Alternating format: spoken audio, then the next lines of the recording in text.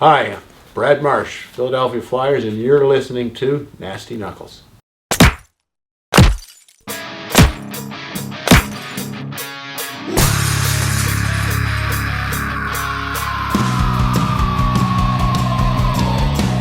You're listening to Nasty Knuckles, the Hockey Outlaws podcast, with your hosts, Derek Nasty Settlemyre and former Philadelphia Flyer enforcer Riley Cote, as they go behind the scenes with your favorite NHL players.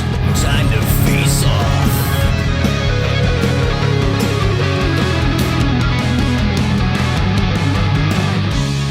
All right, welcome back. What is happening, Nasty? What's up, Riggs? I don't like this, us being apart, man. I don't feel right. I know. It's what happens when we get ahead of the game and pre-record these episodes, and then we got to do the pre and post. Yeah, I guess you're right. That's all right. Good, though. All good, though. First world problems, I guess, right? Yep. Yeah, it could be worse, right?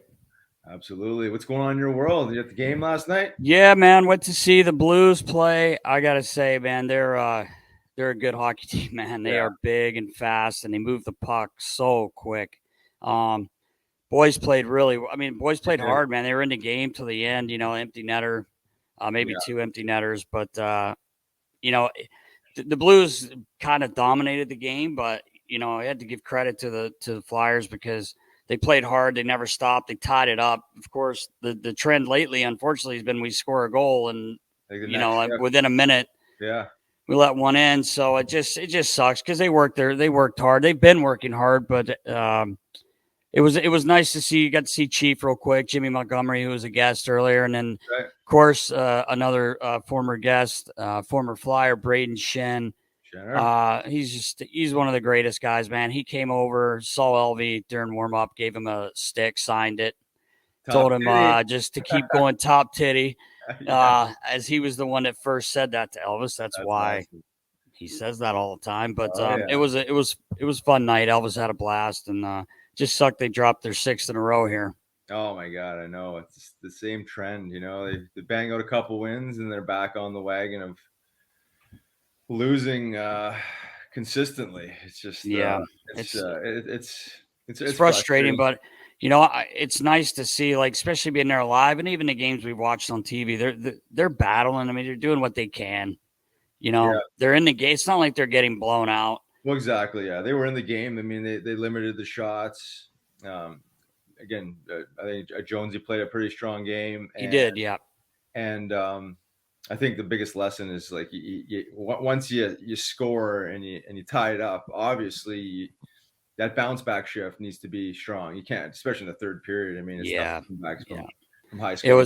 It was funny. We were trying to get out of there a little bit early, and we walked over and said hey to Howie's got the steal and Al, and saw them real quick, and they scored. Oscar scored. Elvis did a little dance, and we literally walked out the side door. And as we're walking around, I saw one of the TVs in St. Louis had scored, like, literally within a minute. So I was like, oh, man, because LV wanted to see some overtime, some 3-on-3, and maybe a shootout. But like you said, man, they're working hard. It's just nothing seems to go their way right now. Yeah. Tough times in Flyerland, that's for sure. Yeah. It just seems ultra repetitive. Obviously for the fans, and I feel like for Nasty Knuckles here, every time we're talking, it's just like the same old shit. But imagine the guys feeling. I mean, it's just, you just see the frustration, but I'm glad that they're playing hard, man. Yeah, it's the most important. I mean, they're battling really hard. So, and a quick shout out to Jerry Mayhew. This kid's on fire right now. He had scored 3 in the last 2 games, but I think he's scored 6 goals here. Definitely a career high, I believe, for him in the NHL anyway. But he's a little fella, but he buzzes around, man, and makes shit happen. So good for him. He's getting a chance, and he's playing hard and making a bit of a difference. We haven't won a game in 6 games, but like I said, they're right there. So hopefully these close games start falling our way, at least to get some, mental health, where you're not losing every game, because it's frustrating. Yeah, it is the truth. Well, we will see, I guess. Yep, Big game yep. Saturday, and see if they can get back on the winning ways. No slouch coming in Saturday with Washington Capitals Yeah, again. okay, So no. That's the truth. No easy games here. no. But I think we're ready to rock. Episode 63, Nast. Oh yeah. Presented to you by Cureleaf, your premier marijuana dispensary in Pennsylvania, 14 locations, an awesome supporter. For anybody interested in learning more about the medical marijuana program in Pennsylvania, check out cureleaf.com. And episode 63 with our man, Brad Marsh. Nast. Marshy. Let's go. Let's go. Welcome back. I'm Riley Cote. And I'm Derek Settlemyre. And this week we are so happy to have an absolute Flyers legend, drafted number 11th overall in 1978 by the Atlanta Flames. Mr. Brad Marsh. How's it going? Doing great. Jeez, that's a long time ago. 78. I know. Leaving Canada in the snow, going down to the sunny south, I didn't know what the hell to expect. Oh, man. And you guys ended up there 2 years, right? You were there too, and then on to Calgary. But yeah, I was there 2 years, and the whole franchise, puck, sticks, everything was sold to Calgary. And I must admit, it was pretty cool to be back on Canadian soil where hockey is number one. Because in Atlanta, well, as you guys know, they've had 2 failed franchises, and they that's the joke. They lost both franchises to a little town in Western Canada. Yeah, right. Yeah. Anyhow, we weren't the top story in Atlanta. We weren't the second. We weren't the third. We weren't the fourth. And but we had great fan support there. We just didn't have corporate support. And so, hey, the team was sold, and we went to Calgary, and we were the toast of the town. It was Yeah, pretty right. yeah, I was going to say. And real quick, did you guys play in the Omni? The Omni, yes. Yeah, the Omni's not there anymore. Right. I just, as a kid growing up, I was 7 when you were drafted. Yeah. I hate to say that. Cut that out, baller. Cut that out. But no, we had the TBS channel. And so I would catch. I love a basketball guy, so Atlanta Hawks. I really liked them because I could see all their games, and they played in the Omni. So I never got to go to the Omni, but I thought that's where you guys played. Yeah. It was a cool building, and like I said, the fans were great. They were loud. They cheered everything because they didn't know anything. Right. So it was really good because you have a bad game, they still thought you were great. Yeah, right. How do you skate on those itty bitty things? And, so anyhow, they were loud, they were boisterous, but we had a pretty good team, if you remember, or if you go back and you look at the stats of those Atlanta Flames team. But we never won in the playoffs. We never won a round of playoff hockey. And it doesn't matter what sport you're in. If you don't have success in the playoffs, the fans tune you out pretty darn quick. Right. 100%. And that's what happened in Atlanta. We lost yet again. We lost to the my first year there. We lost to the Toronto Maple Leafs. And that was back when it was the first round was 2 out of 3. And that is a crapshoot, 2 out of 3. I was going to say. And then the next year went to 3 out of 5, and we lost to the Rangers. And as the story goes, that's when Nelson Scalbania from Canada walked in and says, I want to buy your team. And to the owner of the Flames, he says, it's not for sale, so on and so on, back and forth. And at the end of the day, he ended up buying the team.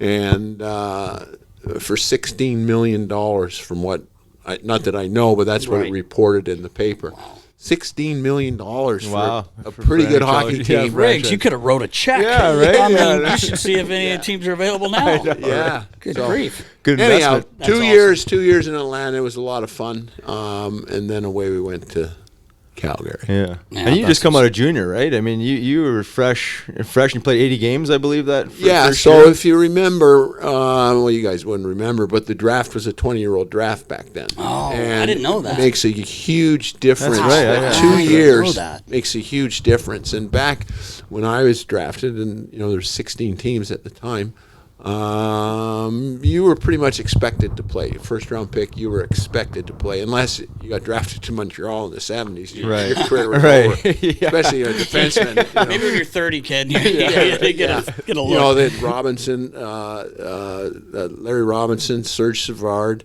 and Guy Lapointe, and basically, they log all the minutes. Pronger type minutes. The 3 of them played the whole game. They just rotated through, and. So anyhow, you were expected to play, but you're a young man at 20 years old. They knew what they were getting. Now, some of these guys getting drafted, I don't know what the age or the cutoff date is, but some of them have just turned 18. Right. And some of them, they're really not the star player on their junior team, and so they're drafting potential. Right. And so a lot of times you really are throwing a dart at the dartboard. And but I think from a maturity standpoint, and 17, 18-year-old kid has a lot of growing up to do than a 20-year-old. They've already been through the ups and downs and the topsy-turvies and all that kind of stuff. So I was 20, and Atlanta needed defensemen, so it was a great scenario for me. Yeah, right. Awesome. I did not know that about 20-year-old draft. I didn't know that either. Yeah. I actually kind of, now that I'm thinking about it, I kind of like that in a sense where, especially as management, you can kind of see the physical maturity. In 2 years is a lot, right? I Yes. mean, but then that being said, there's some high-end skill guys that you can That play at can play 18, now. right? I mean, it's and almost that's what like, happened. A couple guys, Kenny Linsman being one of them. The WHA had just started then, and they were signing a lot of the 18 and 19-year-olds. Yeah, right. So the NHL, well, we don't want to lose these star Yeah, players. They right. dropped it down, but a Makes couple of the sense. star players did challenge the draft rule. Anyhow, I think they could twig it a little bit. I personally, I think it's like you draft an 18-year-old kid, especially in the first round, and he's not quite good enough or mature enough, strong enough, whatever stamp you want to put on him to make the big team. Right. But he's also a little too good to go back and Yeah. play yet another year of junior. Maybe as an 8, he can play his second last year junior, but I think they could change it at the kid in the last year junior. If he was good enough, he could play some American. play in America. Right. Yeah, I agree with that. Yeah. 100%. Yeah. And Yeah. I've got away from what exactly the rules are and ups and downs, like with all the contract, all Yeah. the CBA negotiations. And all. Yeah, they talked about that for some time, like Yeah. first and second rounders playing the American League, not having to Yeah. go back to junior. But I don't know why they never. Because the junior owners, Well, of wouldn't let course, them right, because, yeah. they're like, hey, I got a full house here. Yeah, I But, know. That's a good point. That's a As far as business. It's a development, though, business if now, it's a- too, yeah. really. Oh, They- Of course, yeah. Junior hockey. Yeah, junior hockey. I mean, Yeah, the London Knights wouldn't want any of their guys not coming back. Fill that place up. That's my team. That's Yeah, I your know team. it is. I was gonna Yeah, that's why I say, said it.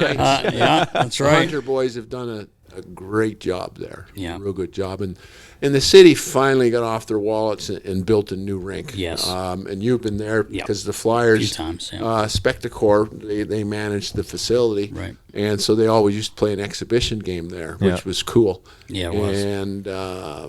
And so they finally built, because the old rink was out of town. Okay. And it was an old barn, Treasure Island Gardens, which as a kid growing up there, as you know, it was a thrill the first time you got to play there. Yeah. But anyhow, they finally built the rink downtown in London, and the Hunters have just done a tremendous job there. Yeah, they have. Yeah, it's quite. Seems like they're always in the mix. Yeah, right. Yeah, They seem to get the best players at the deadline, or the, whatever the it is. Yankees of the OHL. Yeah, the Yankees of the Yeah. OHL. It's Yeah. true.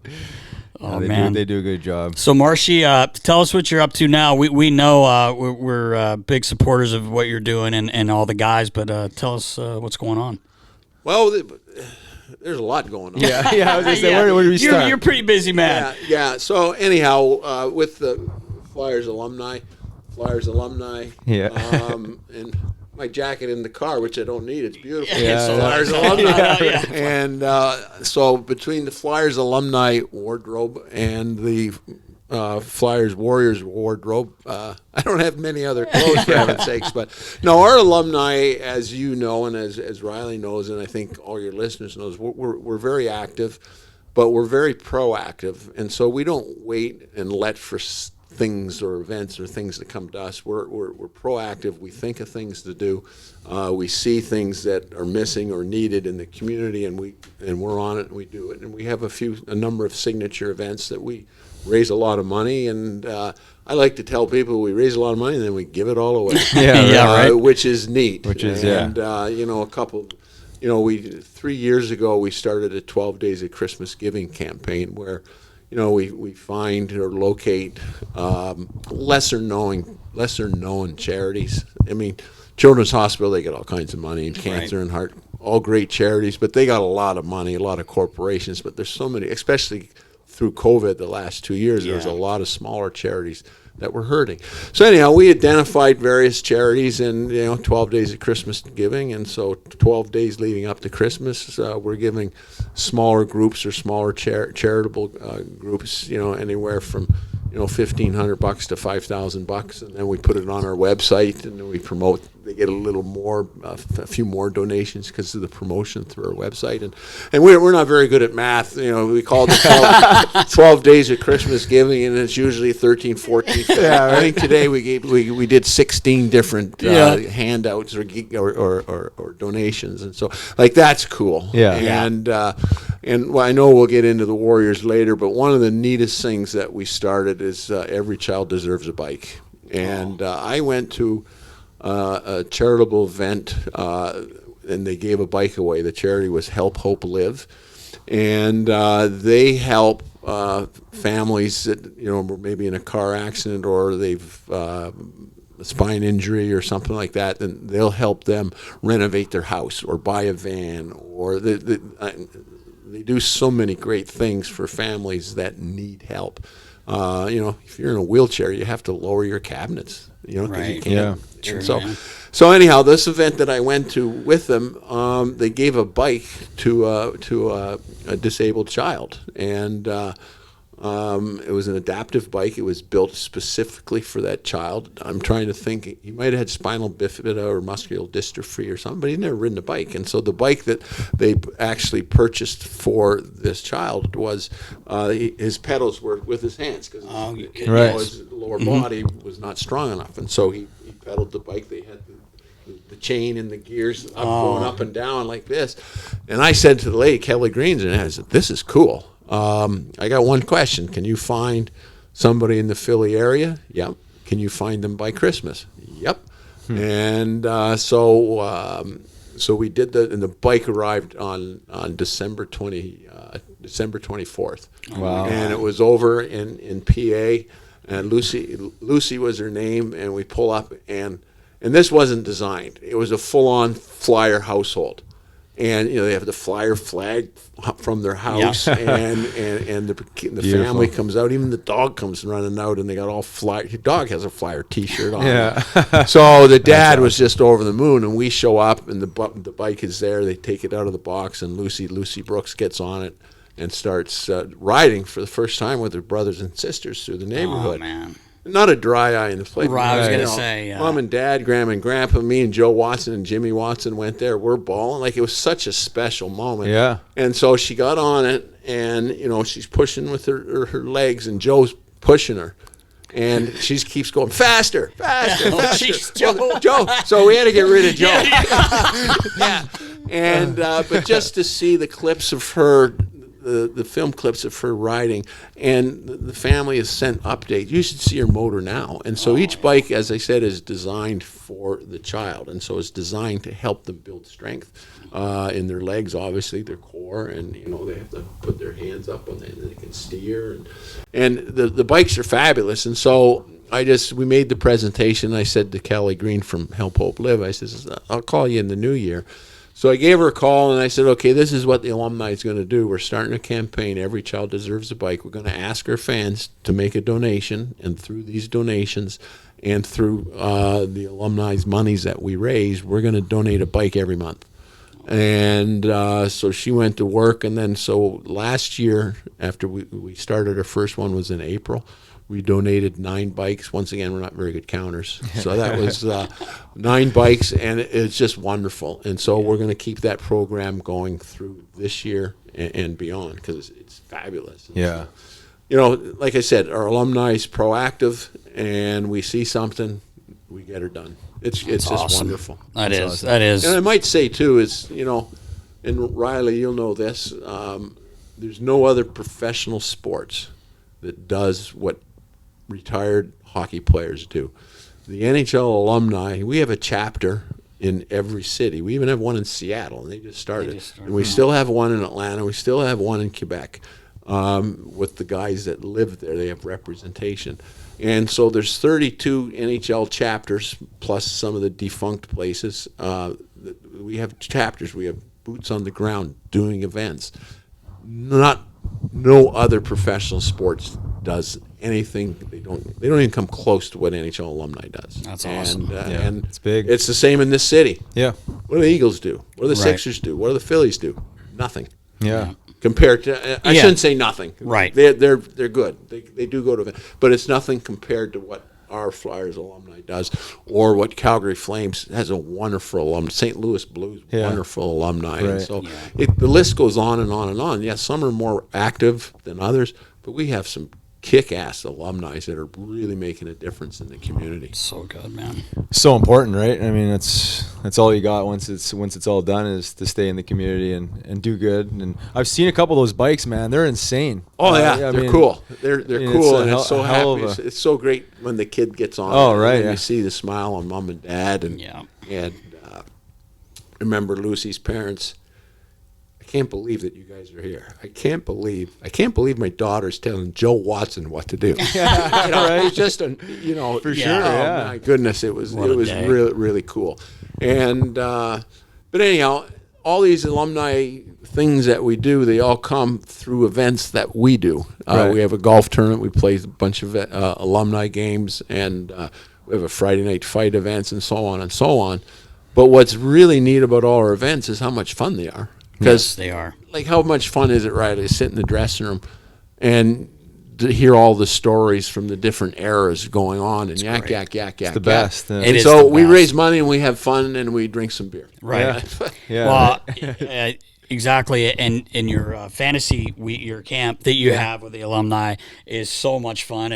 I'm lucky enough, Brad always invite me down for the dinner the night before it was over, and you talk about a room full of men just raising their hands, asking questions. It's cool how they do it. They put the alumni up and you started doing the different errors, which Yeah. is really cool. Yeah. Because you get Danny B was Sure, yeah. his error. Guys before that, obviously Joe Watson, and Billy Barber was there the one time, and Bernie gets up there in front of people and starts talking. Man, it doesn't even matter what he's saying; it's funny. Just the way he I know, delivers, right? man. Yeah, He good delivery. But you talk about I've gotten to know a lot of quite a few of the guys that come to that camp, and even the people around here, and they just look forward to it, and they have such a great time. You guys make them feel like they're pros, like they're and you're with a team. It's exactly. so great what you do. Yeah, even during COVID, we were able to run it. We had a little break there, but what we did the same thing the NHL did. We created our own little bubble. That's right. We had a hotel, the Study in Philly, and we rented the top 2 floors, and we rented the second floor because there's no bars open. So we made our own bar. There you go. And so we didn't see anybody because we had the top 2 floors. No one's allowed on it, and no one was allowed on the second floor. And then the camp was at the U of Penn. Yeah. And we rented the rink for the whole weekend. There was nobody else using the rink. Right. And, it cost us extra money, but that's what we had to do to have it. ensure the safe bubble. And so, actually it ended up being fun because we didn't go anywhere. We just sat, had a few beers, told some stories. Yeah. And it was really funny. Johnny LeClaire and Billy Barber got into it about a game when Billy was coaching and LeClaire was playing. And it was like, remember when? And then it ended up in a Frankie Bialowas conversation. F-bombs. Yeah. But it was pretty funny. Earmuffs. Yeah, it was pretty funny. That's awesome. Yeah. Oh man. Oh, well, that's fun. I did want to ask you too. You played for some awesome coaches. Shifting gears here a little bit. Mike Keenan. We've had how many guys on our pod Lots of guys had talk played about for Mike. Keenan. You gotta have a Keenan story or two that can represent Keenan in a nutshell. He came back for the Hall of Fame right. celebration, and it was the first time he's been back, and he had a ball.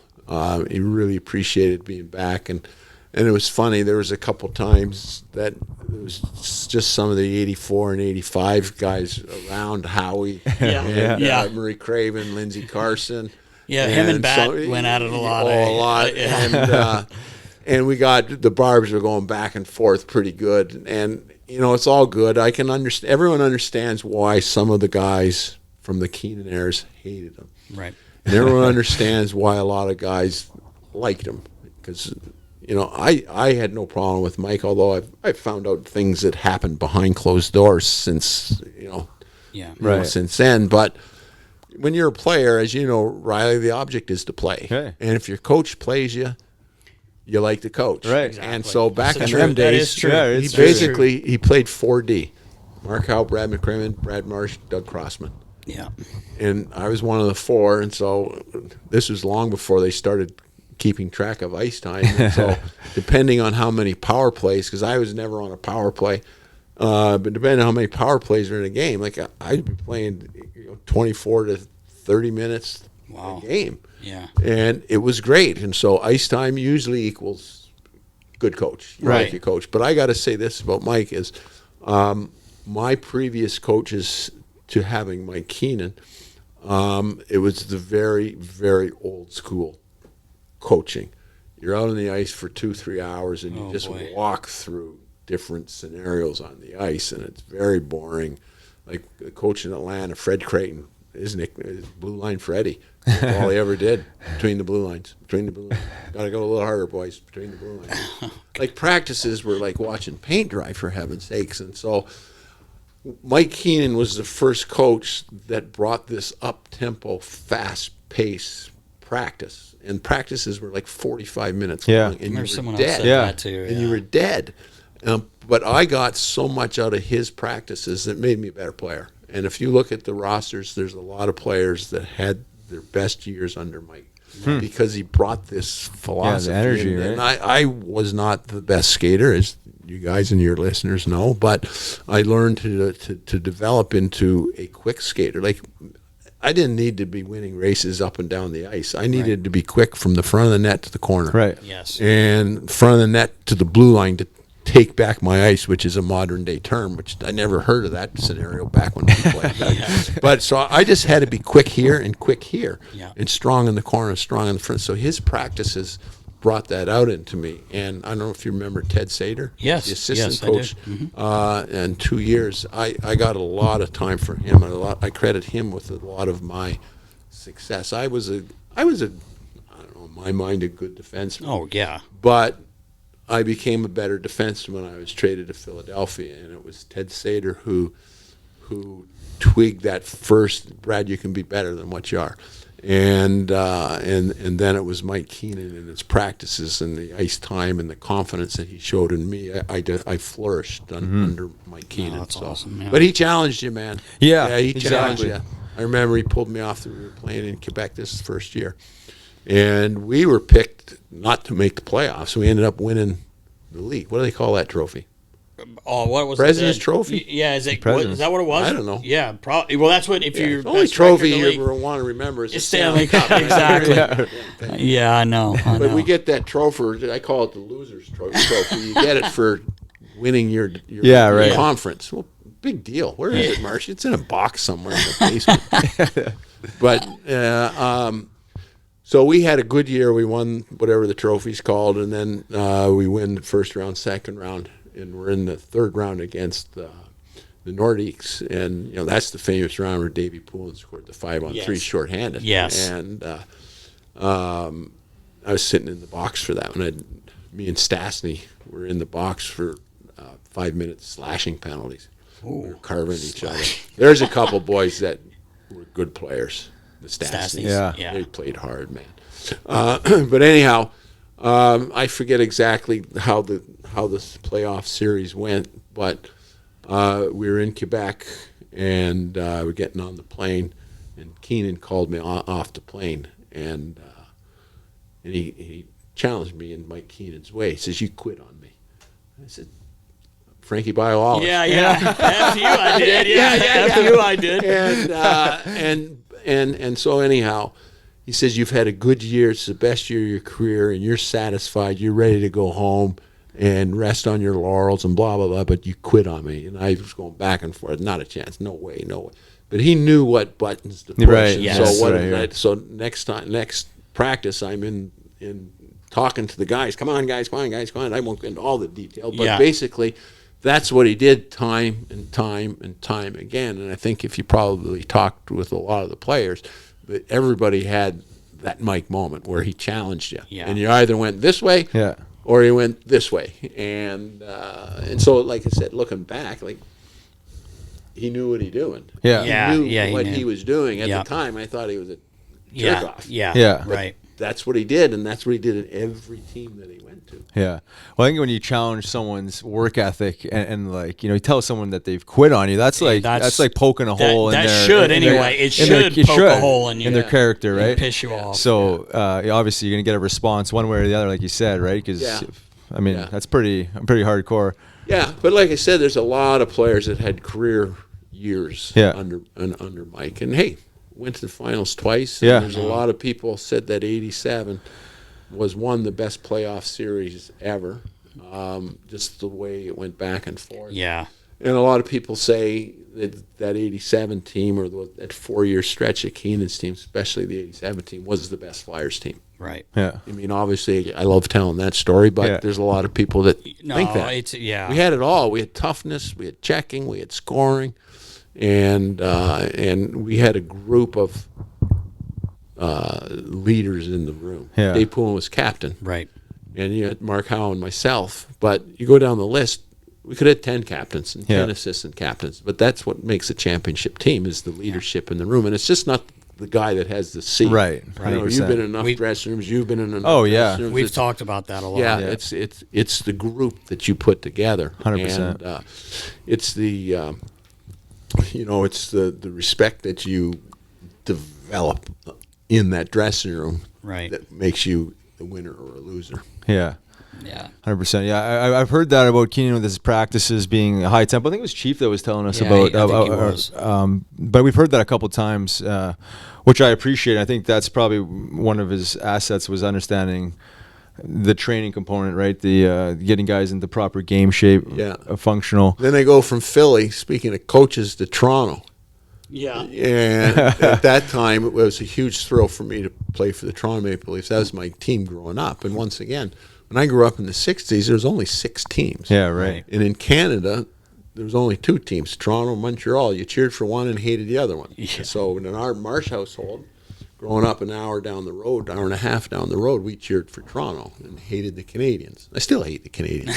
But it's a hate because they were always the best. Right. You Yeah. hated them because they were so good, and when you beat them, oh man, that was like like a little mini Stanley Cup. Yeah, right. Yeah. My first time I played Montreal was in the Omni, my first year, 78. I'll come back to my Leaf coaching story, but we beat Montreal. This is so 78. That might have been the year. We can check on it. That might have been the year. Like, they went 1 year, they'd only lost 9 games or something like crazy. that. It was ridiculous. We beat them 2-1.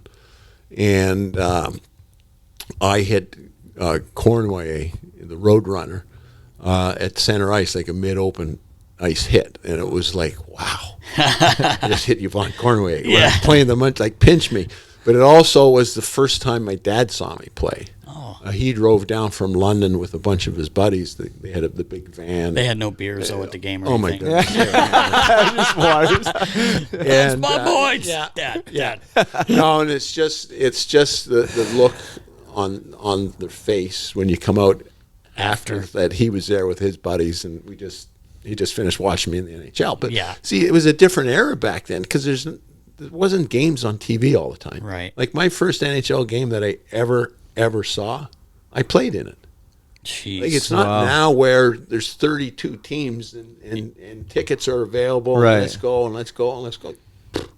You never went to a game. Wow. Never. That's ever. crazy. So anyhow, that was the playing Montreal. It was hit in Cornway. And I spoke at a banquet, not like when I was retired, and I told that story of Cornway. And Cornway was on the speaker panel too. Oh, no. He says, Brad, I don't remember any of that. It must have been an accident or something like that. So it was pretty funny. But so I go to Toronto from Philadelphia to Toronto. A lot of people don't know this. They just assume that you were traded. Yeah.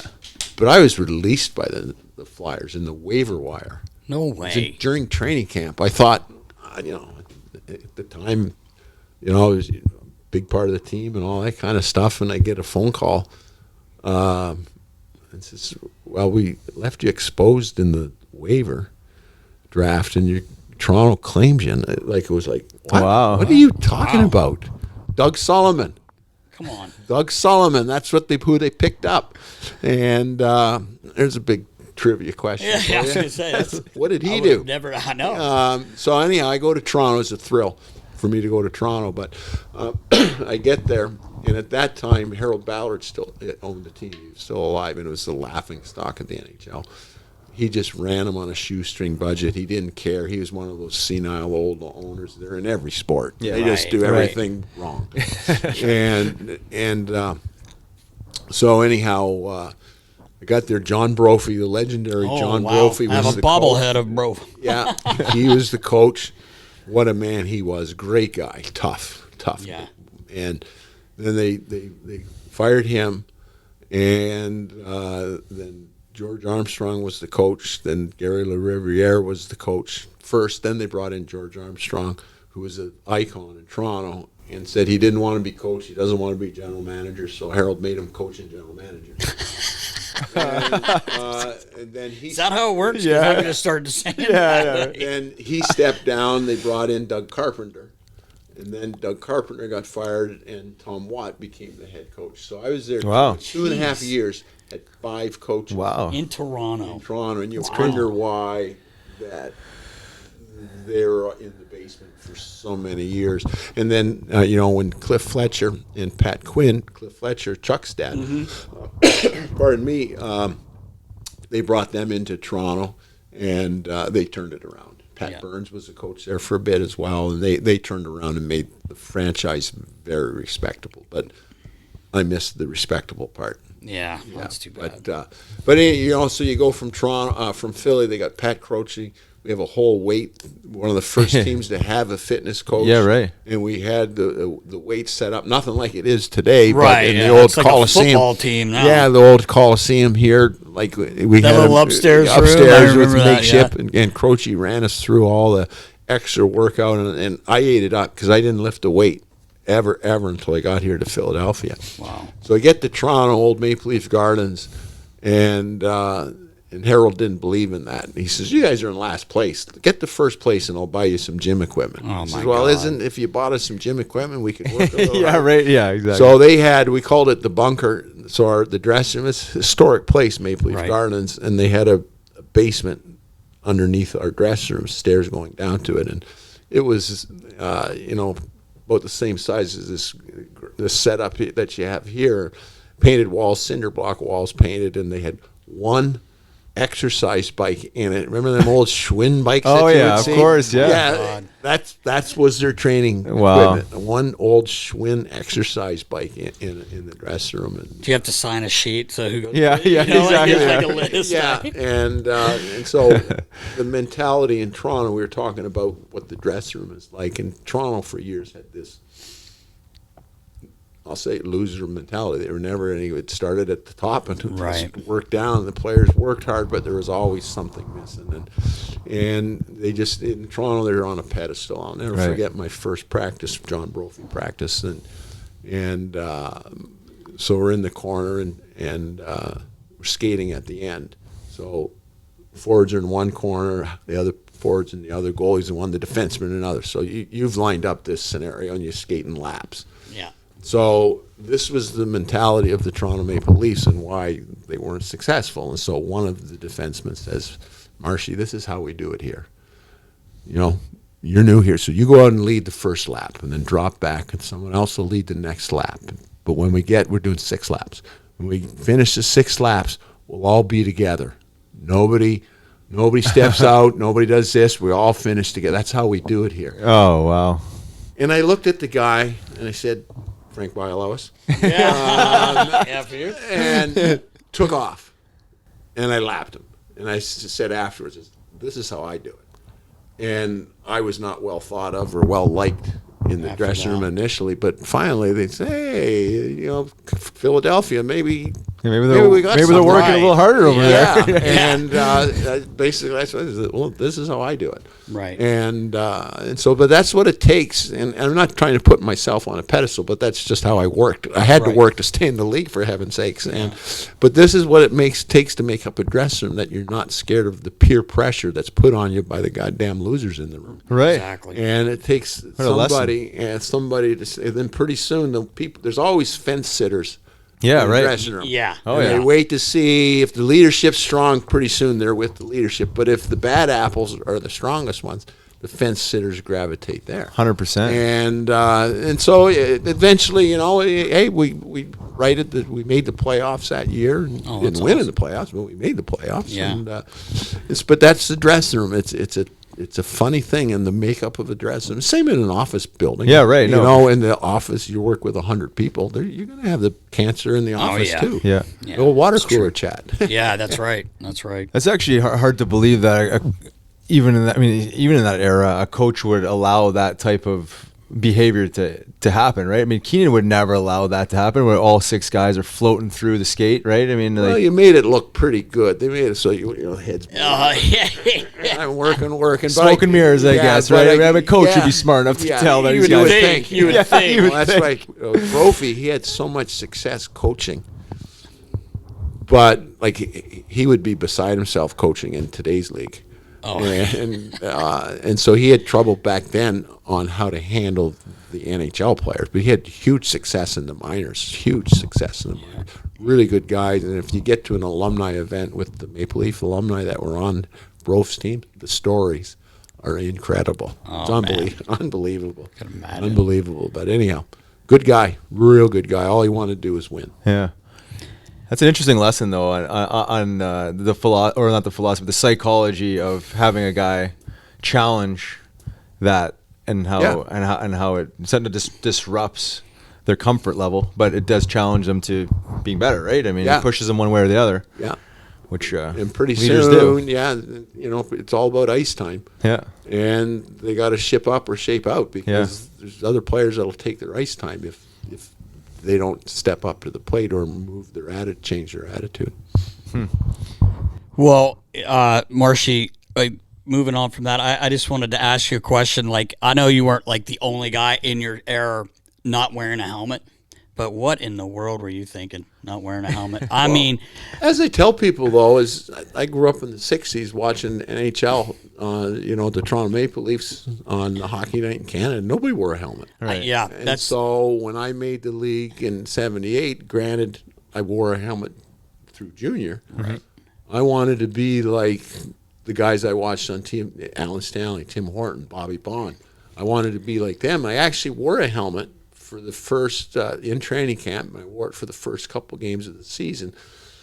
But it was always take the helmet off, be a player, be a real player, be a real player. And back in those days, if you wore a helmet, like the chirps, right? Yeah, chicken shit. Yeah, right. Just like when the visors came in, exactly. guys started wearing visors, chicken shit. And so I took it off, and once in a while I'll be somewhere signing autographs, and the picture will be there from my first couple of Atlanta games. When you have it's a Winwell helmet. Yeah. And they had the little pointy things at the back.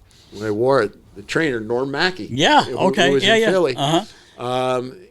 He called me R2D2. That's when that movie came out. Yeah. So my nickname in Atlanta was R2. And if I talked to Eric Vale, Billy Clement, unfortunately there's a number of guys that have passed, but when I talk to guys from that era, it's R2. They call you R2. That's hilarious. Yeah, Kenny Houston, he passed about 2 years ago. He was a funny man, R2. And, but Big Train Vale, he still calls me that, and Billy Clement calls me that. That's Everyone awesome. looks at him like, What are you talking about? Well, you had the sick flow then. Oh, I did. You had a some flow. nice You thick had hair. a flow, Yeah, you man. did. So it was kind of, Yeah. but it style. just still, I mean, I know that was what happened back then, but it's still the fact that you are still playing with a vulcanized rubber puck that hurts like shit. But when I played here, and then, as you'll remember, or a lot of Fire fans remember, when I hit my head against the Bruins. Bork and Neely Yeah. hit you there, right? And Or you guys I beat him to the puck. Right. Bam! I love saying that. Well, the quickness, the quick feet. Yeah, They play, I went in head first to the turnbuckle right at the bench. Yeah. At the visitors' bench. Right. And I fell back and I hit my head on the back of the ice and I was in a pool of blood. Yeah. And My dad was with the team then. that's right. He told me that and story. this is if you think about it, the whole place was quiet, like dead quiet. And my wife was at home, pregnant with her second child, and so she sees what happened, and obviously she's worrying and wondering. Nobody called right away. Nobody had a dime for the payphone. Come on. So you just take for granted now that you got the cell phone. right. Boom, God. boom, boom, boom, boom.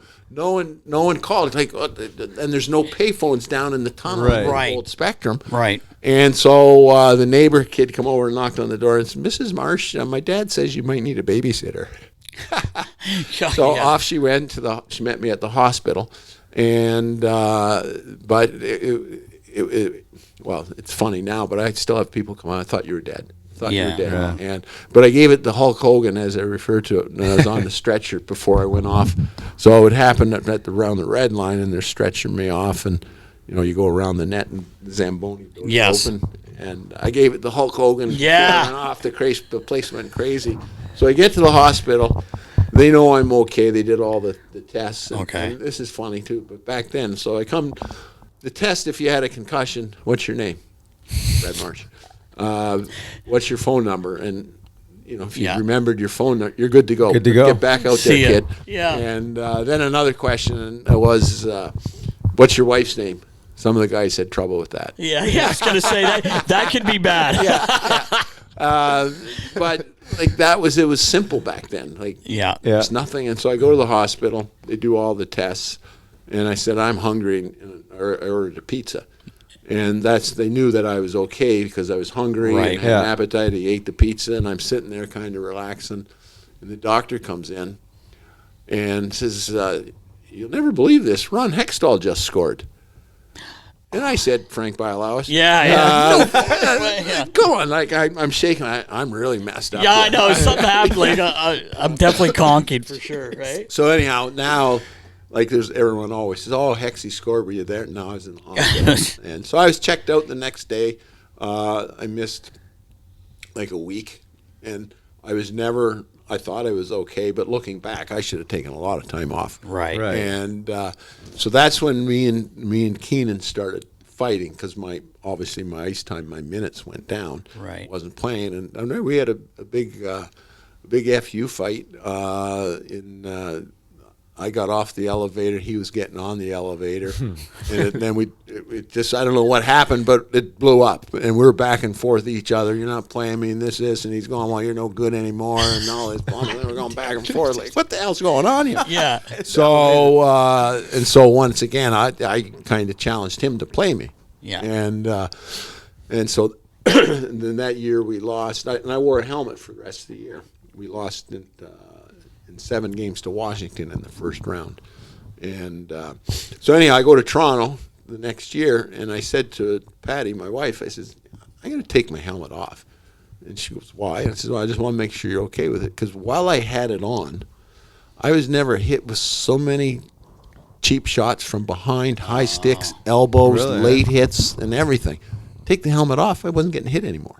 Wow. Interesting. It is interesting. And so anyhow, then I had it off the rest of my career. Yeah. And I lasted longer than Doug Sullivan did with the Flyers. You did, yeah.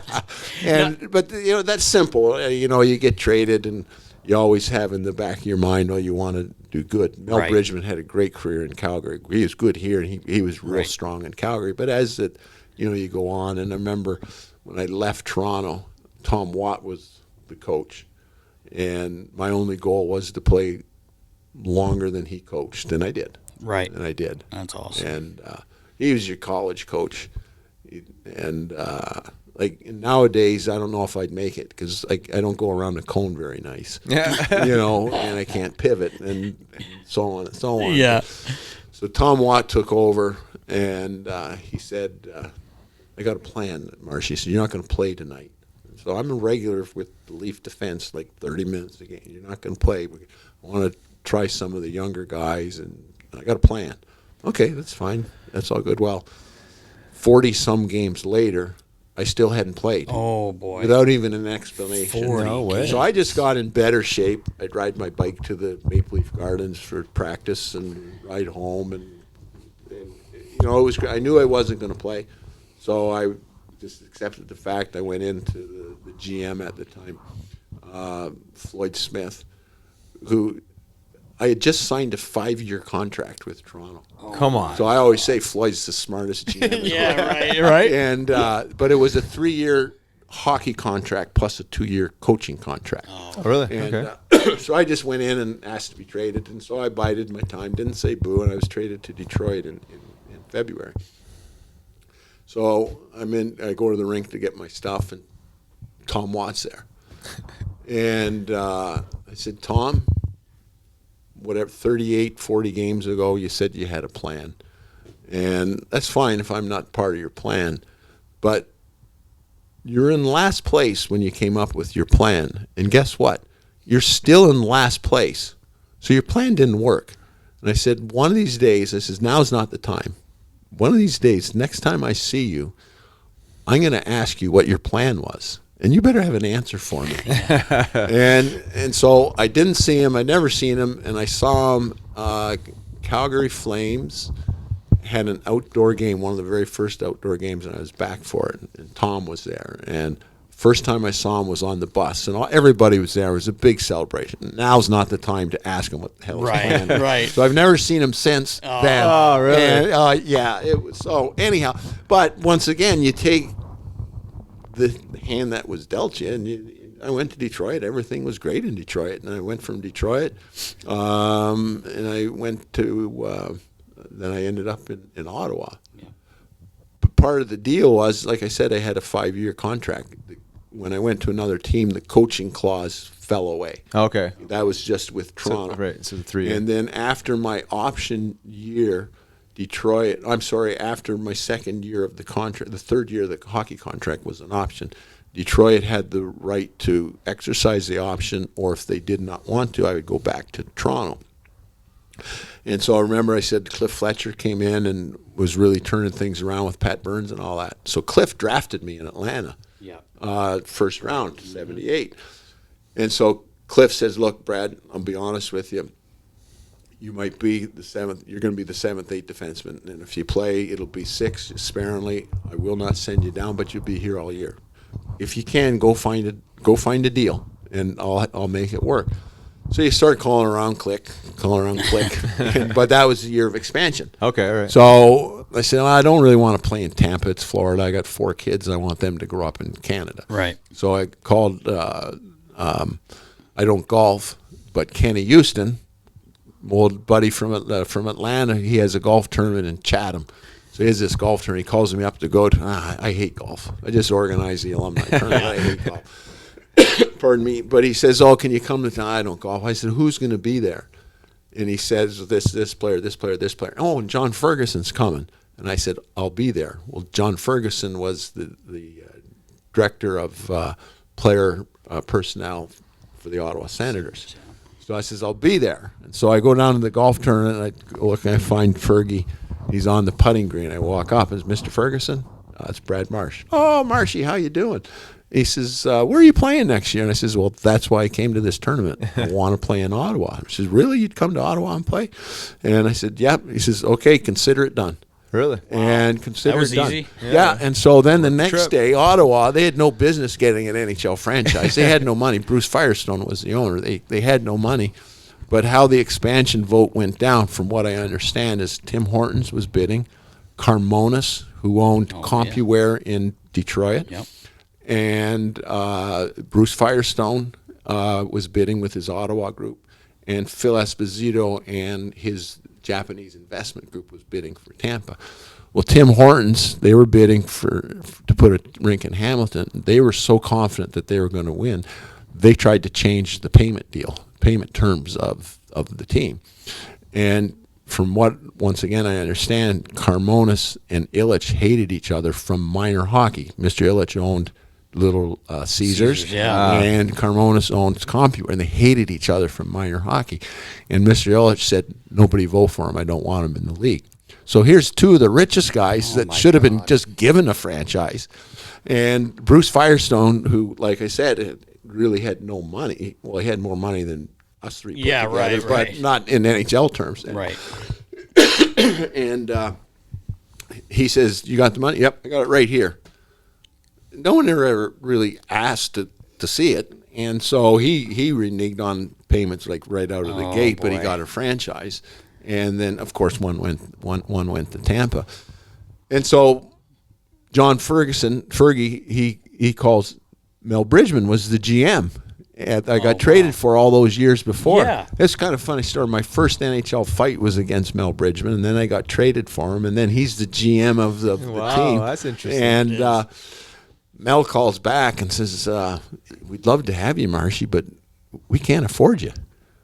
"What do you mean you can't afford it? My contract was $250,000. 15 years in the league, make 200. So this is 92, 93. Can't afford 250. So I call Cliff and I says, Ottawa wants me, but they can't afford the contract. And he says, leave it with me. So anyhow, the Maple Leafs paid for my contract for me to be in Ottawa. Oh, no way. So this goes back to you never burn a bridge in hockey. Yes, that's right. It'll come that's back and kick 100%. it. right So there. when I got traded from Calgary to Philadelphia, if I get on this, Cliff Latcher, what are you doing? Yeah, right. Guess what happens to me? Yeah. I'm nowhere for the last year in the NHL, but Wow. because everything was good, you never burn a bridge. That is so true. He made it happen. Yeah. And Beautiful. so I went and played my last year in Ottawa. And that worked out well because you landed up retiring there, I believe, right? And then Yeah. getting office job and working in the I Alumni. was director of team and business development, a fancy title. Yeah. But it was good because it was a brand new team. Yeah. And so I was involved in their hockey department, and I was involved in the business side of things. And so, and so it was great. It was really good. I ended up staying there for 20 plus years. I started their alumni.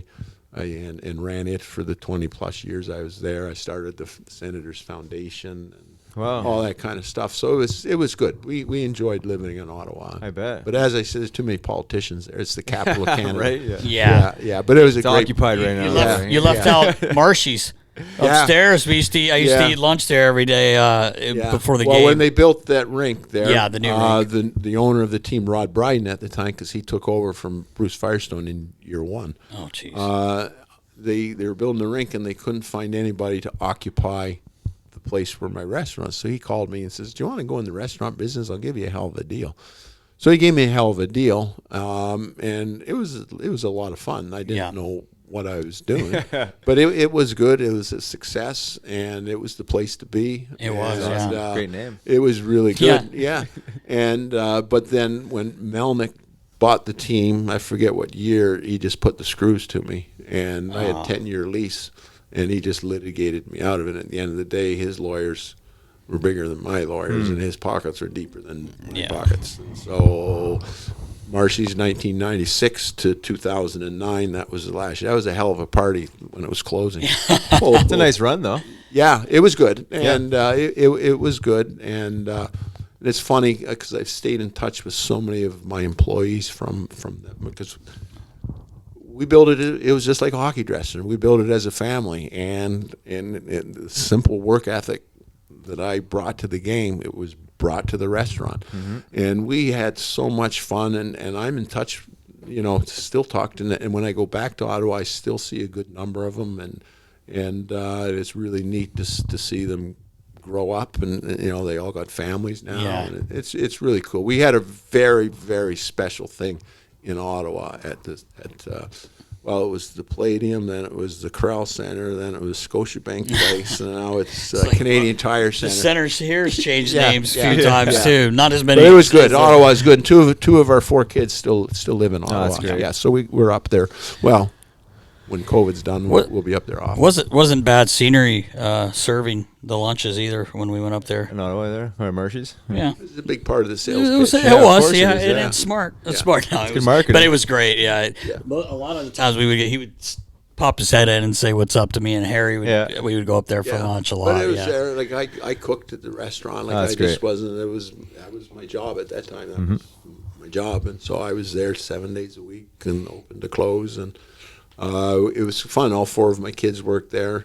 that's That's Yeah, really cool. And my son, oldest son, worked there a lot, and so he's 18 years old running the chit board, and we'd do over 1,000 meals there before a hockey game, and just out steaks, ribs, chicken. That's when we wanted to go up, was Yeah. when before a game when it was getting going. Yeah. Everybody's up there. So he had to organize all the chits, and I need a burger, I need a steak medium rare, I need a steak well done. Blah, blah, blah, blah, blah. Oh, So- man. and I always cooked the ribs and the steaks. No one touched my ribs. It's your specialty. Yeah, it was good. But like I said, we had a lot of fun. Oh, that's great. The moral of the story: don't burn bridges. Right? Yeah. I mean, Yeah, 100%. exactly. Yeah, that's a big one. yeah. So, Marsh, you've obviously seen the game from the oldest, the rawest part of it, right? I mean, Broad Street Bullies, and then you've played in 70s, 80s, 90s, and you've seen it evolve till now. What is your perspective on the way the game has changed and where we are today? That's a loaded question. Yep. And thinking how to answer the question, and I read they asked Jagger the same question. I don't know if you guys saw it. He's still playing. Yeah. He owns the team, so he can still play. Yeah, right. And he basically came out right out and said he doesn't enjoy the modern game. It's Interesting. not- yeah, I he didn't said see it's that. not as well. You can Google afterwards. It's quite a good article. And I don't think I'll go that far, but the game has changed. The players are bigger, faster, stronger. But I don't know if the game is as entertaining as it once I agree with was. that. I agree with that, And and when you get right down to it, sports is entertainment. Right.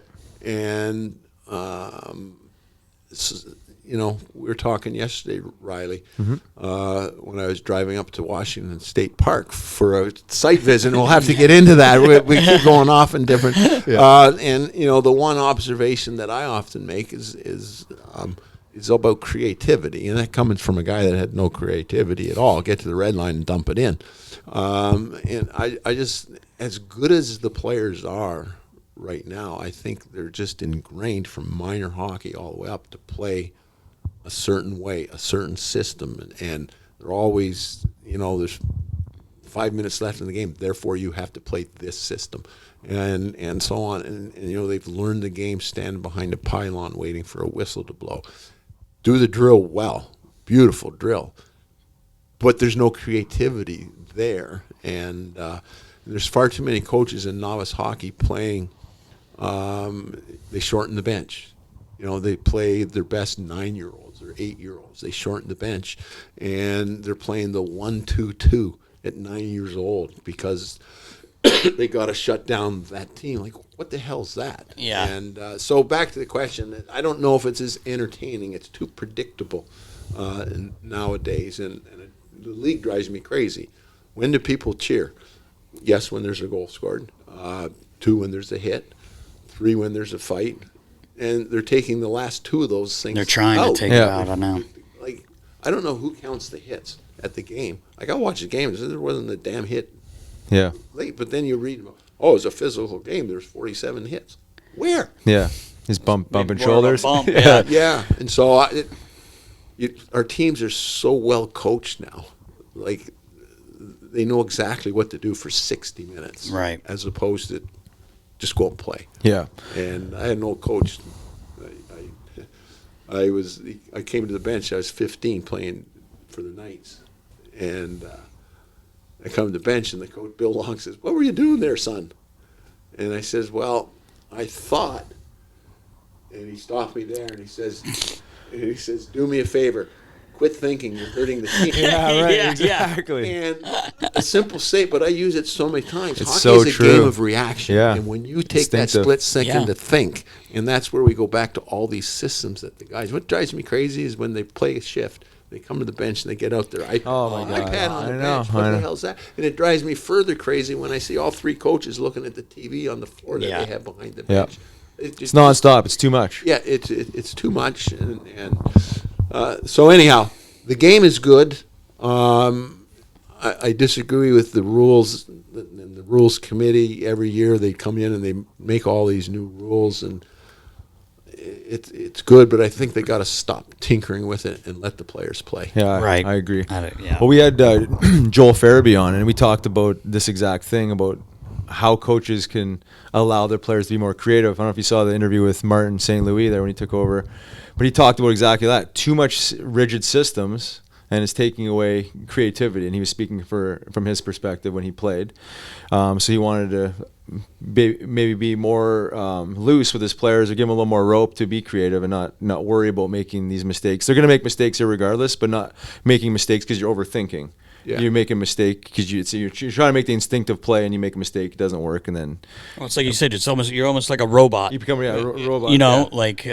But yeah, 100% agreed, and Joel was talking about that, and we're referencing again the St. Louis, but I think I coached for 7 years with the Phantoms, and it was so rigid, the structures. It'd be like as soon as they deviate away from the team system, it was like you have to talk to that guy. Go talk to that guy. Yeah. And it's like, and that's hard to play. I mean, as a player, remember you grow up being a creative player where you're just able to read and react, and then all of a sudden, I understand you have to have some sort of system, but like you got to be able to kind of step outside of it and make your and choose Basically, your. though, whoever wins in the game of hockey, whoever wins the battles, Yeah.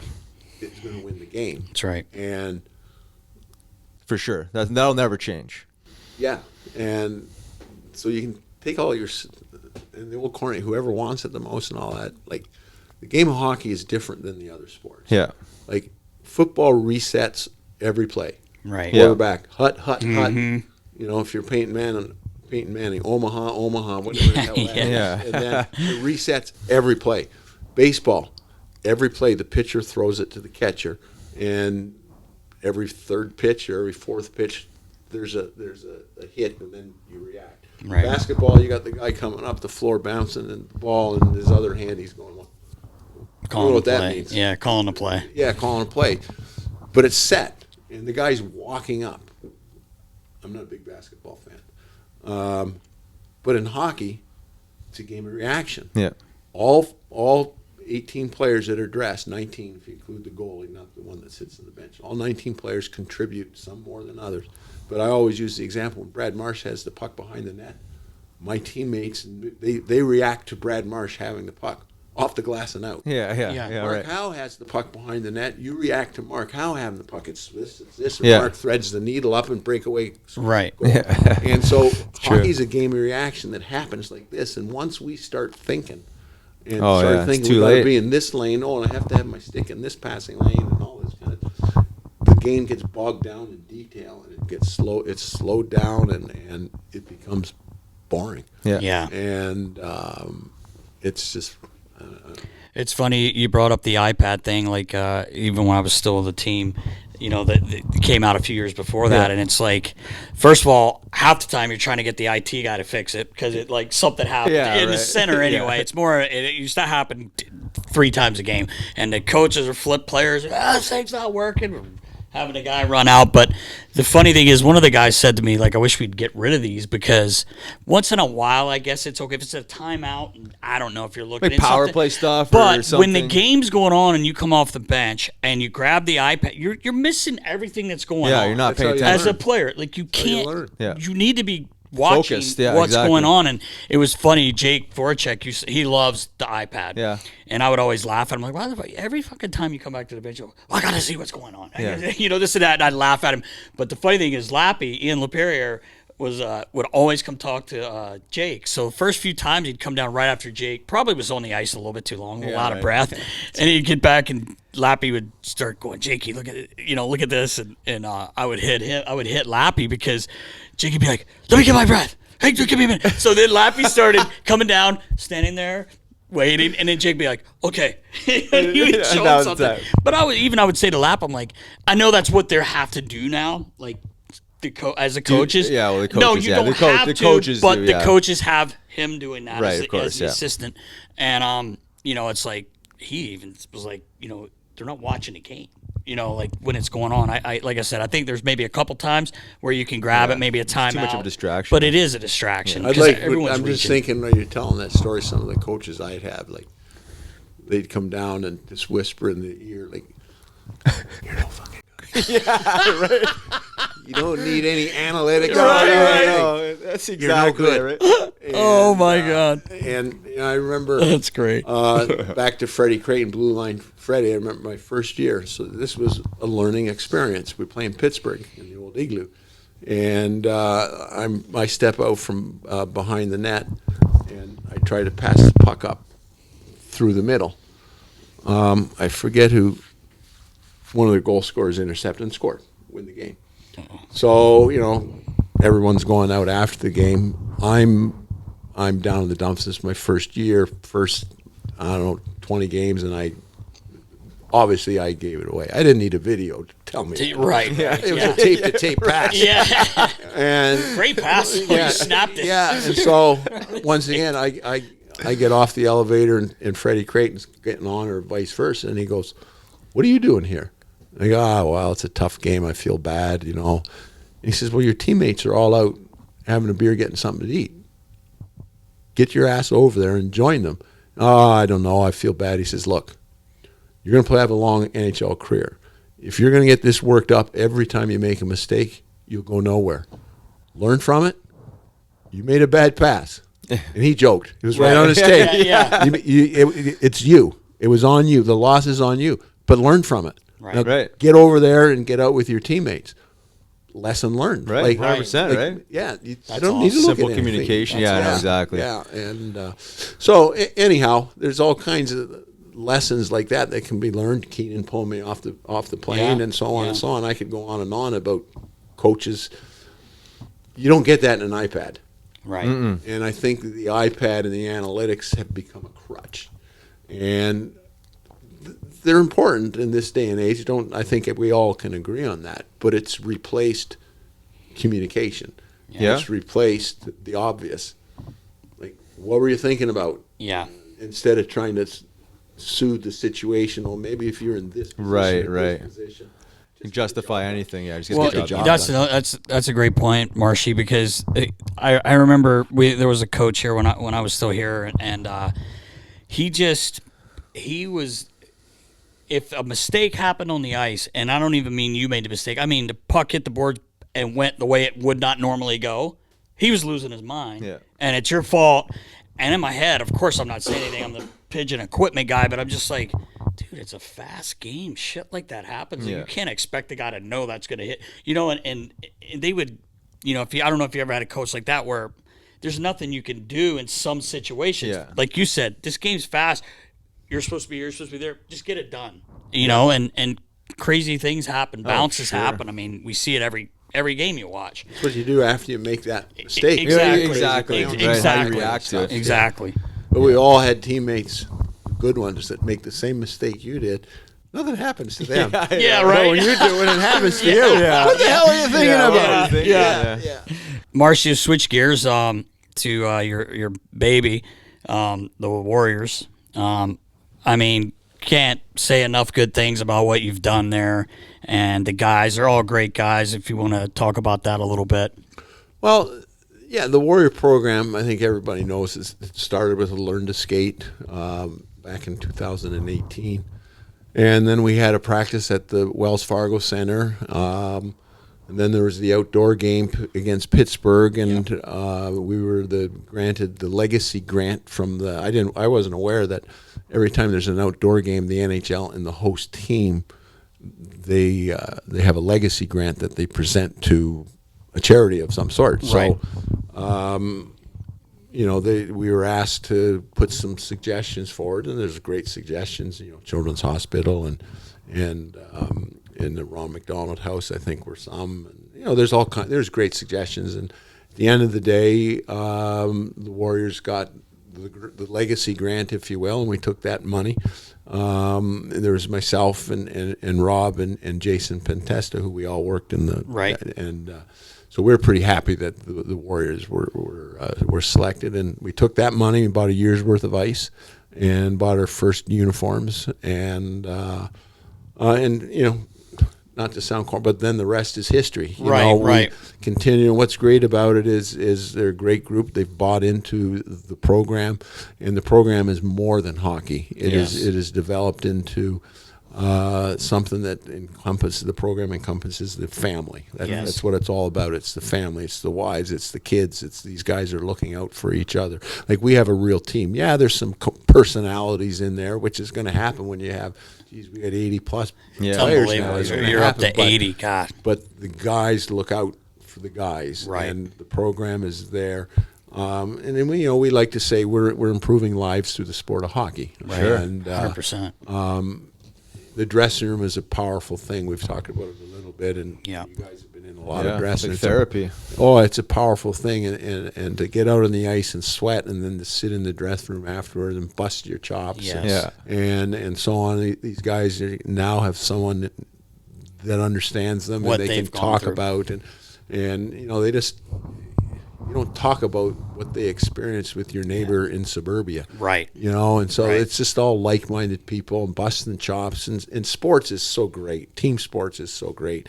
And, we spill out of the dressing room, and quite often we have a tailgate party. Yep. And barbecues come out, and coolers come out, and the playpens come out. The kids are running around playing road hockey. And it's just a wonderful, wonderful atmosphere. And it's been a lot of fun, and we got it. Like I said, we got a great group, and we just keep getting better and better and bigger and stronger. And because of the work and effort we put into it, we have become one of the better, if not the best, in my opinion. Of Right. course, warrior programs. Oh, and, yeah.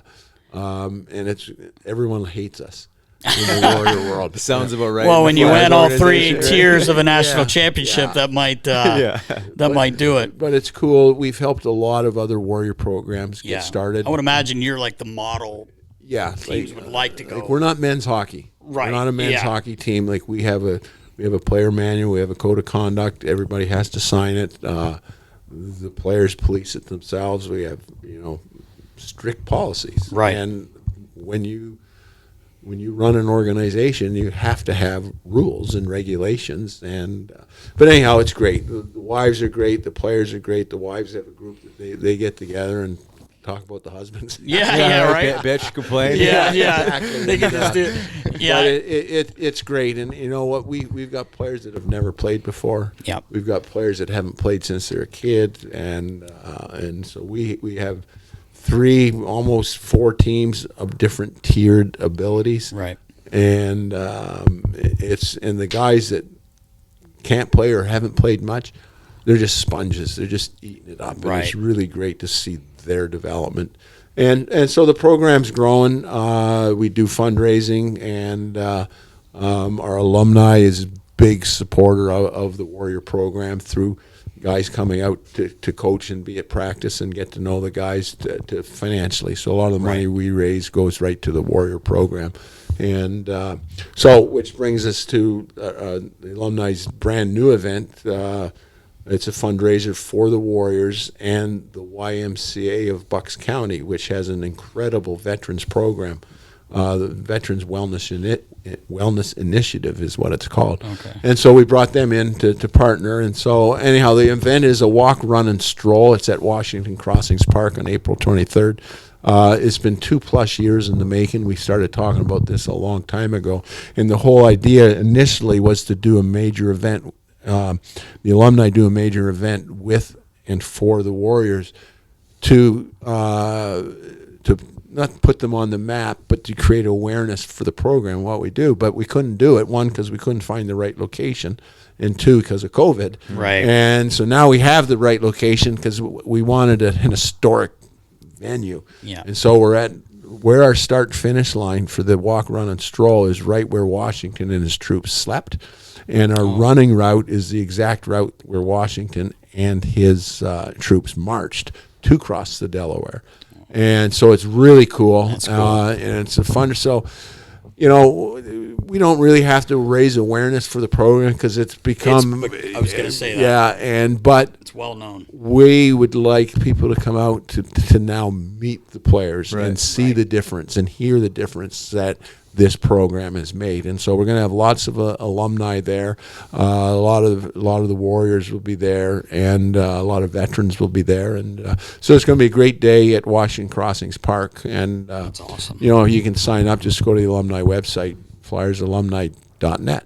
There it is. Beautiful. Yeah. Yeah, it's funny. One of the things I think anyone in hockey, even a pigeon like me, being an equipment guy, the thing I miss most is like being in the locker room before practice, after practice, talking, having fun. And I think it must be huge for these guys, even if they didn't play hockey before, just to be around a group of people that have been through things that you guys have been through a lot playing your sport, but nothing compared to what these guys have done. A lot of similar stories. Life after hockey, in retirement, and life after deployment or retirement from the military.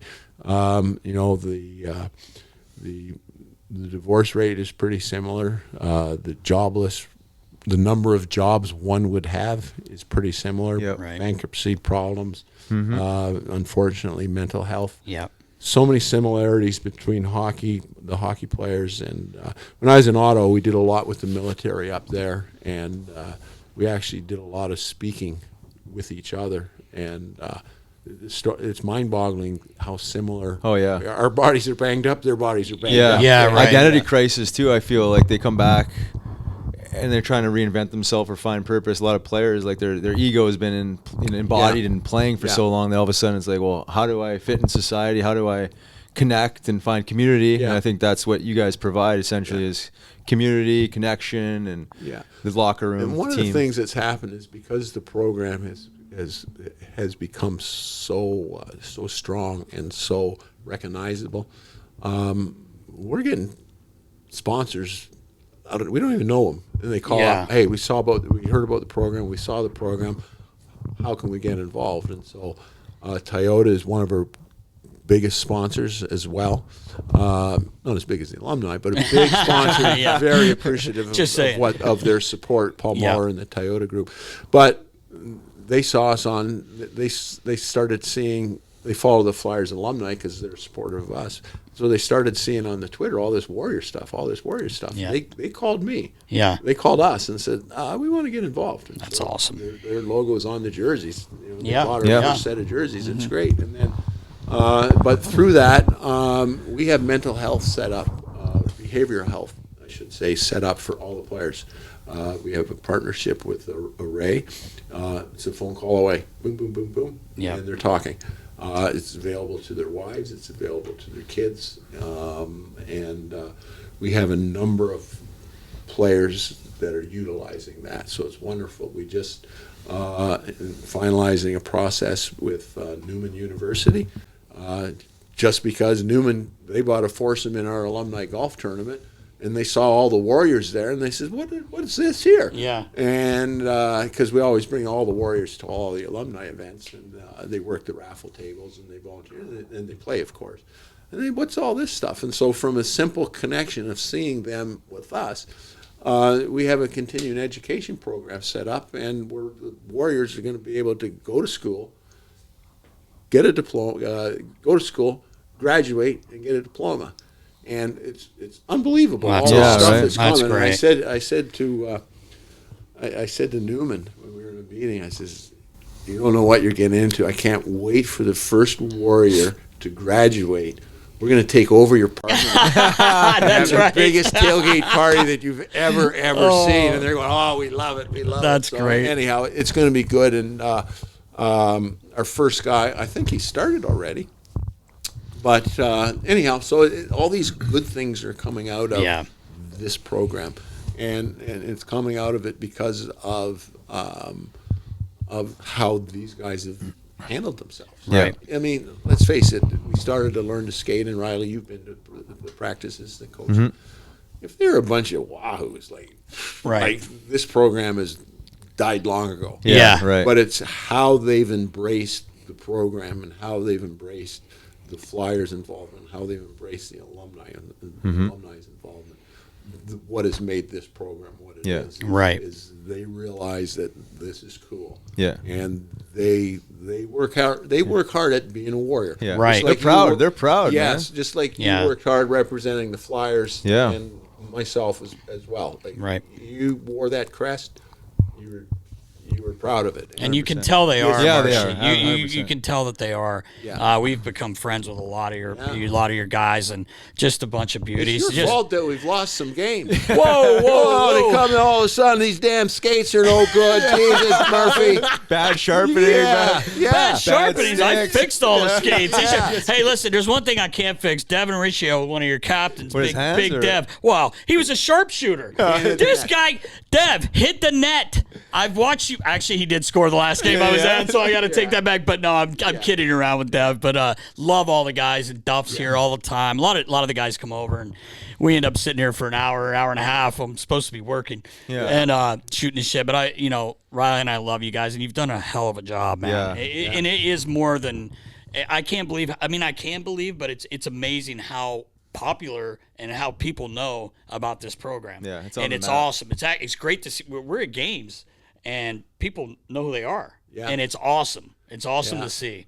Yeah, it's great. And then the East Coast, what's it called? The Federal League. Yeah. Oh yeah, right. They've been trying to get him too. They needed players. So Galanos went, didn't he? Galanos went, and Did Phil. Big Back False. scoop him up, Yeah, or was it? yeah, I don't know. He signed That with was a Delaware. different team. It Signed was with Delaware. Yeah. So and that's cool. Like Yeah, it's really cool. the Warrior player gets called up. play And pro. so it's kind of cool. It was is kinda cool. And I so, told Foster, keep your head, stay cool, man. I can just see He's him lucky I wanting didn't to get sign with Big Mac. That would I have know. went Oh, head to head no. because that's who we were to play against. Yeah, that's right. That's right. Dave McIsaac tried to sign me to play for what's the name of the team? Danbury. Danbury Hat Tricks. Not Trashers. No, not Trashers. No. Hat tricks. And yeah. then we would have played against the Delaware But team for the one that. Little Galanos could fly, boy. Yeah, Boy, yeah. can he skate? He's a good little player. we were busting his chops. So in the alumni showdown we had in the summer, where our alumni played one period against each of the three tiers. Yes. Galanos, because we said First before the shift. game- Oh we yeah, said- First shift. we said, Joe Watson, right? if anybody goes around Joe, you're dead. And That's the shift, first thing he goes- did. He goes around Joe. Joe looked like a turnstile. That was like 15 seconds in, wasn't it? Like, Oh yeah, it was right away. Yeah, but Oh, I was That on was the bench, beautiful. and he just got the Anyhow. puck through right down. Joe hadn't pivoted by the time the puck was in the net. Wow, poor Joe. He's like you said, he's almost 80 years old. Yeah. Good for him to be out there. Yeah, exactly. Well, Brad, we appreciate you hopping on. Before we let you go, I know you got a busy day ahead. Andrew Maynard told us for us not to ask you about Wayne Gretzky. But since he asked that, we got to ask and you that about well, Wayne he had Gretzky. the first question he told you to ask. He had it all wrong. Yeah. Now I always joke about Wayne Gretzky because when you play hockey, the object's to win. Right. He has 2 Stanley Cups at my expense, Yeah. and 85 and 87, and so I often joke that I hate Wayne Gretzky, and the Marsh family hates Wayne Gretzky. Yeah. When I speak up in Canada, or when I used to speak, I always come out and said, Make a joke. I hate Wayne Gretzky, and it's like, Yeah. right. Well, wait a minute here now. I'll explain why. He has 2 cups, but and like my mom hated him, and because she got 2 rings that Bradley should have had. Right. Of Of course, course. Bradley. Yeah. And so my mom, but once again, I say hate. That's a strong word, Right. but you know what I mean. I know exactly She's what you got mean. something that she wanted her boy Yes. to have. Yes. And so we always would joke about that and stuff. But I'll tell you, with Wayne Gretzky, if some of the modern day players had his, even though he was the best, one of the best, depending on how old the person is, you ask that question. Right. Could Sure. be Gordie Howe, could be Bobby Orr, Right. Wayne Gretzky. One of the best, most talented, gifted, but he wanted to win. Yeah. He was competitive like nobody's business. Yeah, and of course. He wanted to score every game. He wanted to be the guy every game. He wanted to be the star every game. He wanted to dominate every game. And like, I got nothing. Like, NHL was good. He is such a good spokesman for the league. Right. Look at the Oh, other yeah. leagues. Their spokesmen, they're all a bunch of pieces of crap. Yeah, yeah. And, I agree. but we're lucky. Wayne Gretzky, Yeah. Marilyn Lemieux. Oh, Yeah. but Sidney Crosby. Oh, he whines too much. Yeah. You can't get a better kid than. Yeah, than I know. Wayne He's Yeah. a pro Crosby. on and off the ice. Bobby Orr, represents same thing. them. Like, our superstars Yeah. are all salt of the earth. 100%. people. And Wayne Gretzky, he's just like I joke, like, yeah, goddamn Wayne. I wish You got your bling, man. You got, you got the bling. And but he changed the way. He did that little turn up at the Yeah. blue line. Oh, right, Yeah, yeah. yeah. The old Gretzky delay. Oh, I was watching the game the other day, and analysis person. Oh, they got to stand up, take the ice. And I remember coaches, stand up on them, stand like, how the hell do you stand up on Wayne Gretzky? Right, yeah. You know, like It's crazy. I will say this. I gotta pump your tires because my old man, Sudsy, said in that '87 finals, which was amazing. He said you were hands down the best D-man in that run. He said you were amazing. Yeah, I had. Well, thank you, old Sudsy. Yeah. Little Sudsy. Yeah, little yeah, Sudsy. yeah. But, Exactly. We had, as I said, Keenan brought the best out of him. And Right. I just love playing it. And there's an '85. You can see it in Game 5. Every game was close. Right. Game 5 got out of hand, and Glenn Sather. How hard is it to coach that team? We got a power play. Yeah. Okay, Gretzky, Messier, Curry, Yeah.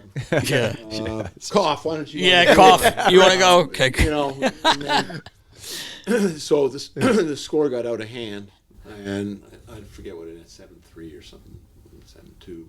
And Brian Lewis was the referee. He just kept giving us penalties, and come on. And then it was a 5-on-3, and he still puts out his top guys, and the game's out of reach. Yeah.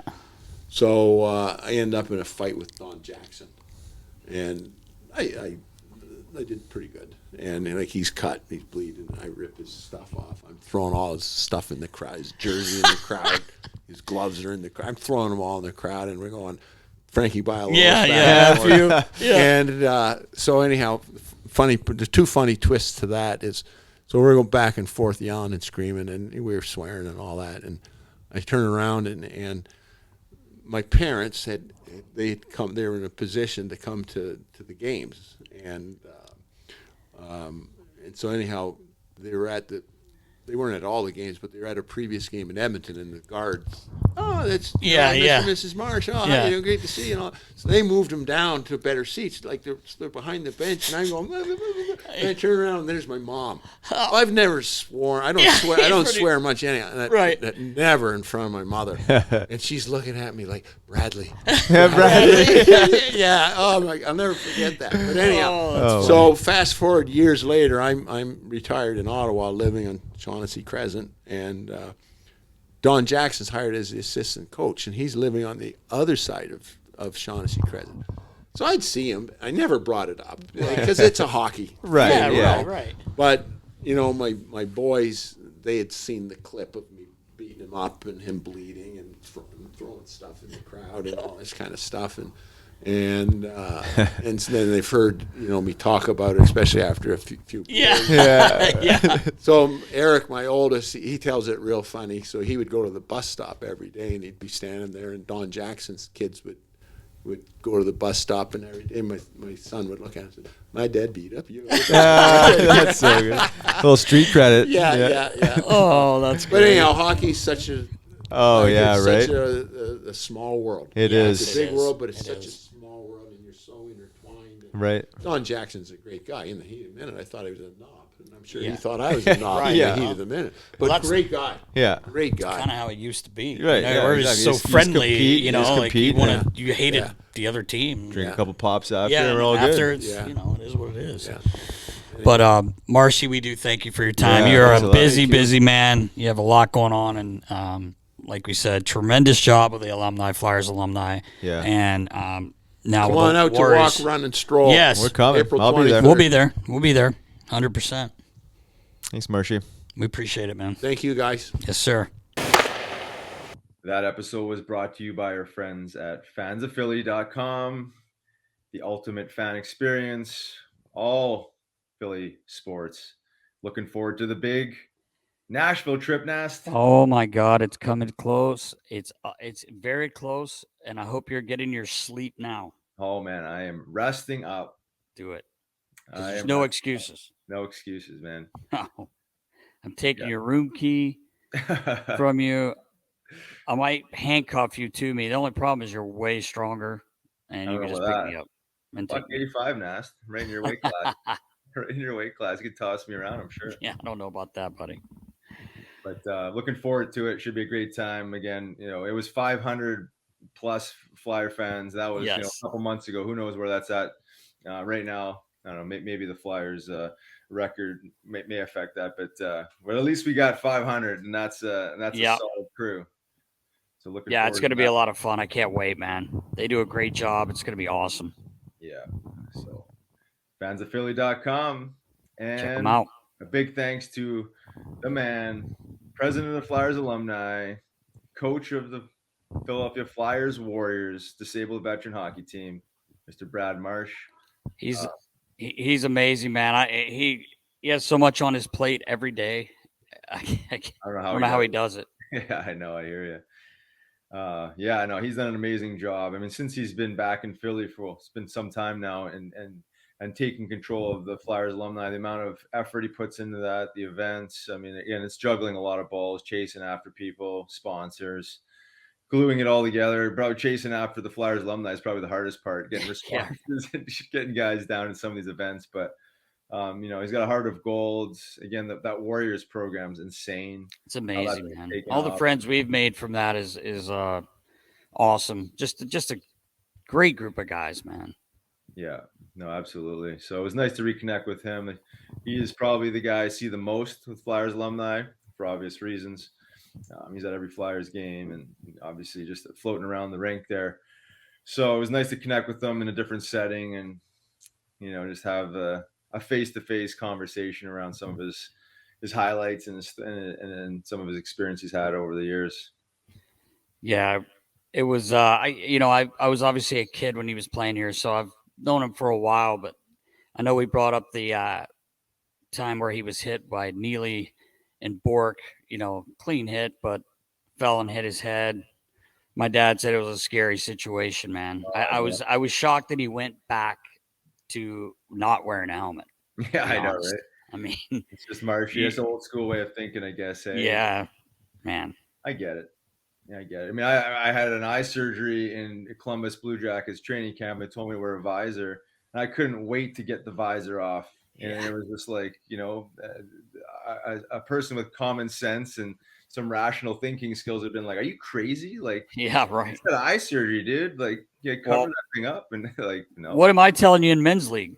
Yeah, I know. It's insane. You don't have a visor on. I don't know. I should. You and Dave Rockhill want to be the toughest guys in the league, so you get no visor, and Foxy. Yeah. I don't think about it being tough now. I think it's just like I'm just so used to like not having it, and it's like I battle my ass off to have the luxury to not have that. But I understand. I mean, freak things happen. I should probably wear a full cage, honestly, because I know. Oh, I should too. If something's coming up, it's gonna wreck my teeth or something very obvious. But just what it is. But I know, man. Old school hockey, Nast. Yeah, I know. Definitely is. But appreciate Brad Marsh for hopping on. Awesome dude, amazing stuff he's doing for the community and Flyers alumni and Warriors. Appreciate you, and that's a wrap, Nast. It's a wrap, brother. 3 in the books. 63. Be sure to tune in next week for episode 64. Until then, knuckleheads, stay safe. See you, knuckleheads.